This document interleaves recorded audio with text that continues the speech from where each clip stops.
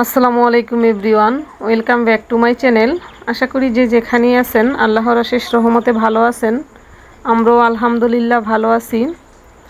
আজকে হচ্ছে কাঁঠালের রস দিয়ে কেক বানাবো। এটা হচ্ছে সম্পূর্ণ আমার নিজের আবিষ্কার, দেখি কীরকম হয়।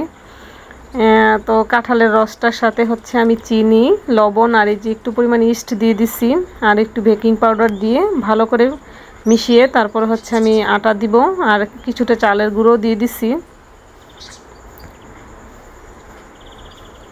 আটা আর চালের গুঁড়ো দুইটা মিক্স করে আর কি বানাবো, দেখি কীরকম হয়। এই যে এখানে হচ্ছে কেকের মোল্ডে ঢেলে দিচ্ছি, আপনারা ভিডিওটা ভালো করে দেখলেই বুঝতে পারবেন। আর এটাতে হচ্ছে আমি কোনো প্রকার তেল আর হচ্ছে দেই নেই, ডিম দেই নেই। তো ভিডিওটা দেখতে দেখতে ভিডিওর কোনো অংশ যদি ভালো লেগে যায় প্লিজ আমার চ্যানেলটার সাথেই থেকে যাবেন আর একটা লাইক দিয়ে দিবেন। আপনাদের একটা লাইক আমার ভিডিওটাকে অনেকের কাছে পৌঁছে দিতে সাহায্য করবে।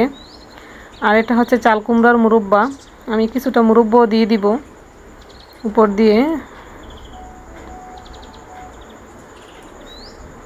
তো এটা খেতে হচ্ছে মোটামুটি হয়েছিল, আহামরি খুব বেশি ভালো হয় নাই, বলবো মোটামুটি হয়েছে।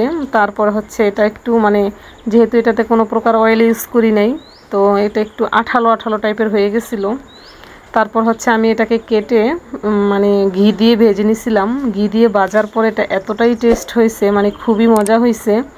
তো আমি যদি আগে জানতাম তাহলে হচ্ছে প্রথমেই এটাকে কেটে ঘি দিয়ে ভেজে নিতাম আর কি।